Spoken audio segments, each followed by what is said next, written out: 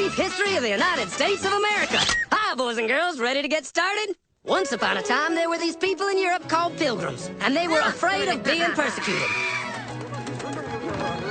So they all got in a boat and sailed to the New World where they wouldn't have to be scared ever again. Oh, I'm so relaxed. I feel so much safer. But as soon as they arrived, they were greeted by savages, and they got scared all over again. Indians! So they killed them all. Now, you'd think wiping out a race of people would calm them down, but no. Instead, they started getting frightened of each other. Witch! So they burned witches. In 1775, they started killing the British so they could be free. And it worked, but they still didn't feel safe. So they passed a Second Amendment which said every white man could keep his gun. I loves my gun. Loves my gun. Which brings us to the genius idea of slavery. You see, boys and girls, the white people back then were also afraid of doing any work. So they went to Africa, kidnapped thousands of black people, brought them back to America, and forced them to work very hard for no money.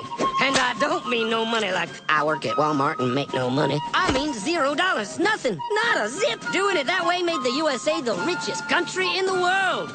So did having all that money and free help calm the white people down? No way. They got even more afraid. That's because after 200 years of slavery, the black people now outnumbered the white people in many parts of the South. Well, you can pretty much guess what came next. The slaves started rebelling. There were uprisings. An old master's head got chopped off. And when white people heard of this, they were freaking out and going, I want to live. Don't kill me, big black man. Well, just in the nick of time came Samuel Colt, who in 1836 invented the first weapon ever that could be fired over and over without having to reload. And all the Southern whites were like, yeehaw! But it was too late. The North soon won the Civil War and the slaves were freed. Yep, they were free now to go chop all the old masters' heads off. And everybody was like, oh no, we're gonna die. But the freed slaves took no revenge. They just wanted to live in peace. But you couldn't convince the white people of this. So they formed the Ku Klux Klan. And in 1871, the same year the Klan became an illegal terrorist organization, another group was founded, the National Rifle Association.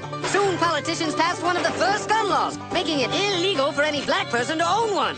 It was a great year for America, the KKK and the NRA. Of course, they had nothing to do with each other, and this was just a coincidence. One group legally promoted responsible gun ownership, and the other group shot and lynched black people. And that's the way it was all the way to 1955, when a black woman broke the law by refusing to move to the back of the bus. White people just couldn't believe it. Huh? Why won't she move? What's going on? Man, all hell broke loose. Black people everywhere started demanding their rights, and white people had a major freaky fear meltdown, and they were all like, run away! Run away! And they did. They all ran fleeing to the suburbs where it was all white and safe and clean. And they went out and bought 250 million guns and put locks on the doors, alarms in the houses, and gates around the neighborhoods. And finally, they were all safe and secure and snug as a bug.